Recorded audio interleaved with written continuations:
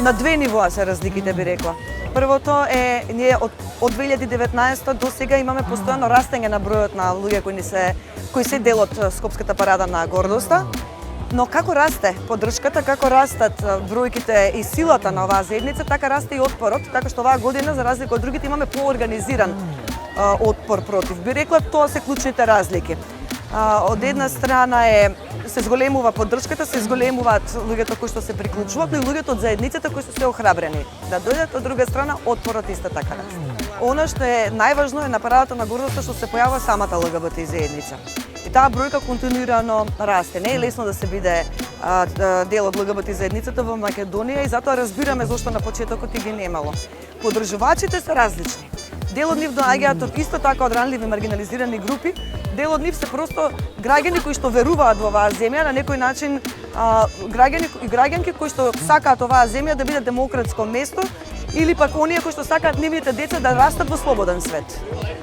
Денеска сме овде кај дојдене да гласно и гордо застанеме на страната на еднаквоста, љубовта и правдата. Промените се видливи, но се многу мали чекори, да кажеме, идеме чекор по чекор. Она што е највидливо да го кажеме е што нема толку големо насилство врз страна кон ЛГБТ заедницата, но затоа можеме со сигурност да кажеме дека е зголемено говорот на омраза, особено на социјалните медиуми кон ЛГБТ популацијата. Да, досега ги немам пропуштено ниту еден прајд во Скопје, затоа што сметам дека се многу важни. Дури и првата година која се организираше од 2019 година, тогаш живеев во Англија, дојдов специјално за прајдот. Еве кај нас, например, транслородовите луѓе со години се борат за да имат пристап до правно признавање на родот и државата тоа се уште не им го возможува.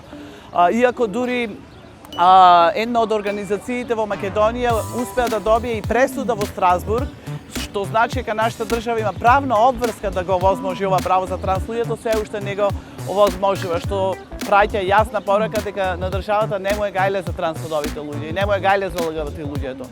Затоа сум јас денес тука, затоа што ова е прајд парада, но за мене е протест. Протест за остварување на најосновни човекови права. Ова ми е прва година како доаѓам на прајдот. Тука заедно сум со моето друштво, бидејќи порано немав прилика да дојдам бидејќи немав друштво исто така да дојдам, но истовремено бев in the closet, да се каже.